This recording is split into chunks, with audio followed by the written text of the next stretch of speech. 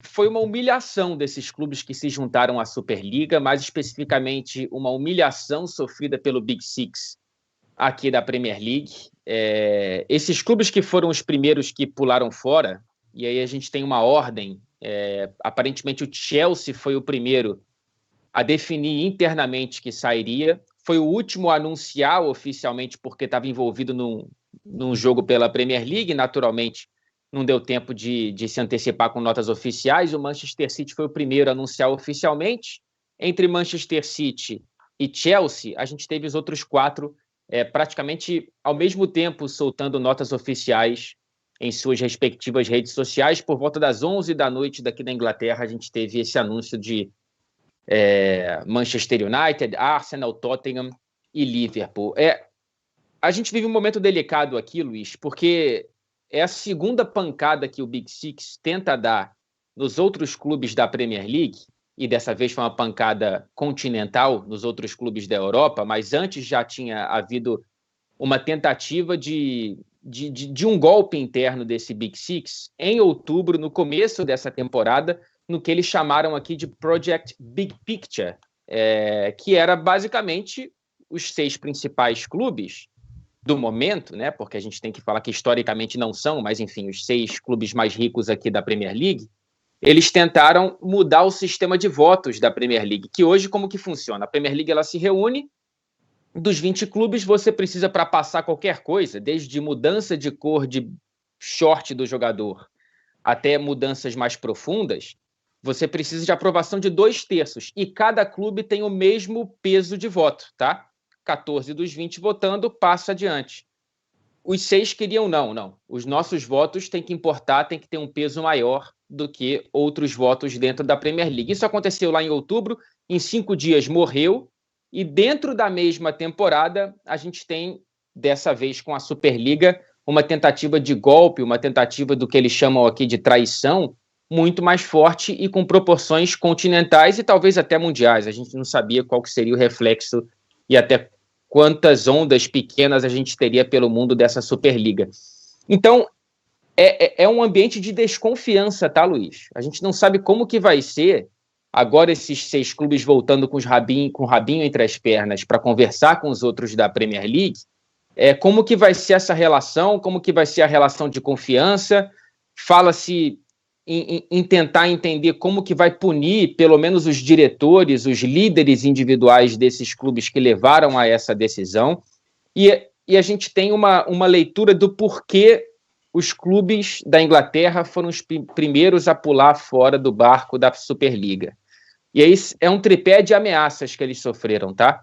Primeiro, a ameaça da própria Premier League, que pela primeira vez desde a criação no início dos anos 90 da competição, se reuniu com 14 dos 20 clubes, se reuniu sem o Big Six, e teve uma reunião ontem de voto unânime de que haveria uma postura oficial da Premier League contrária à Superliga.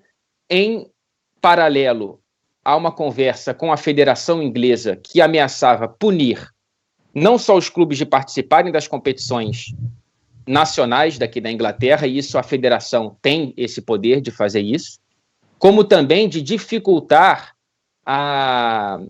os vistos de trabalho para jogadores estrangeiros que esses clubes contratariam para a Superliga. Porque, independentemente da Superliga, essa aprovação de vistos teria que passar pela Federação Inglesa. Então, havia uma ameaça séria quanto à participação desses clubes em torneios nacionais e a contratação de jogadores de fora da Inglaterra, não da Europa. É bom te lembrar que a gente passou pelo processo de saída do Reino Unido da União Europeia. Então, não é só jogador brasileiro, jogador francês, jogador alemão precisa de uma conversa com a federação para defender a cor de qualquer clube aqui da Premier League. E o pé desse tripé mais poderoso, o do governo britânico. O Boris Johnson entrou em cena, conversando com a Premier League, conversando com a Federação Inglesa, e o Boris Johnson ameaçou o que ele chamou de jogar uma bomba legislativa, basicamente criar novas leis para impedir que esses clubes participassem da Superliga. Então, essas ameaças, de todos os cantos, parece que foram o que surtiram maior efeito para que esses clubes pulassem primeiro fora desse barco da Superliga, fora as reações populares, né? A gente viu torcedores do Chelsea se reunindo ontem fora do estádio, torcedores do Leeds contra o Liverpool na segunda-feira. Enfim, a ameaça surtiu efeito e agora é um processo que o discurso geral aqui de humilhação do Big Six da Premier League. O Irlanilson Nunes de Lima mandou um superchat aqui, meu muito obrigado, dizendo que os clubes são submissos à UEFA e à FIFA.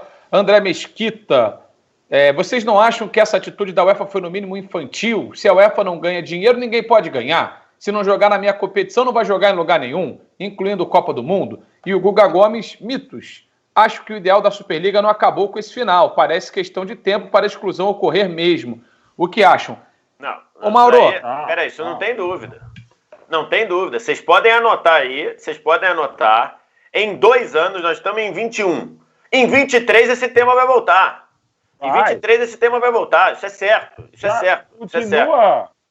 Então assim... Não da maneira como foi.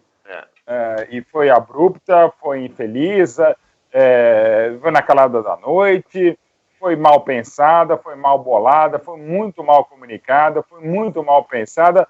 Uma cagada, como diria a Madre Teresa. A maior cagada da história de qualquer grupo de dirigentes já feito.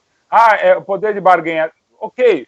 E de novo, para colocar, foi tão mal feito que pela primeira vez na história, federações nacionais, confederações nacionais, ligas nacionais e a FIFA foram os nossos companheiros, os nossos exemplos de gestão, de transparência, de apelo à humanidade, de respeito ao esporte, de respeito às instituições, de respeito a tudo.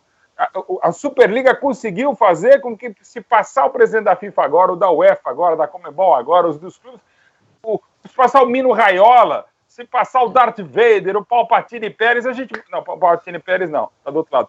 A gente passa e bate palma pros caras. E todas as autoridades de esquerda, de direita, de centro, do inferno, todo mundo, eu aplaudo, eles conseguiram fazer um negócio, primeira vez houve uma união geral. Vitória dos fãs, vitória dos atletas que, de um modo geral, demoraram algumas horas, mas se posicionaram. Os treinadores... só os treinadores pica das galáxias. Sim, mas pelo menos se posicionaram. Então, assim, mesmo que fosse uma estratégia que acontece em qualquer coisa, num relacionamento, numa negociação salarial, numa negociação coletiva... Numa prova do líder do BBB. Vocês podem falar melhor. Enfim, acontece. E o termo é correto que o Boris Johnson, que não é tão correto assim, usou, e que eu tenho usado, uma quartelada do cartel. Eles deram uma quartelada, é uma tentativa de golpe, é um cartel mesmo, não tem outra palavra que signifique que não seja cartel dos 12, e os 12 conseguiram ser rebaixados em 48 horas. Agora, a sensação, né, e em cima disso, né, Vitor, que você falava, é uma situação momentânea. Essa situação está on hold, né? Então, assim, em algum momento eles vão voltar com essa carta, talvez eles tenham saído aí com algo interessante. O Fred fala da humilhação, e eu acho que fica porque você tem aquela, olha, vou botar na mesa e teve que recolher, mas tem que saber o que eles ganharam também com esse movimento. Me parece que eles tiveram algumas vitórias com esse movimento.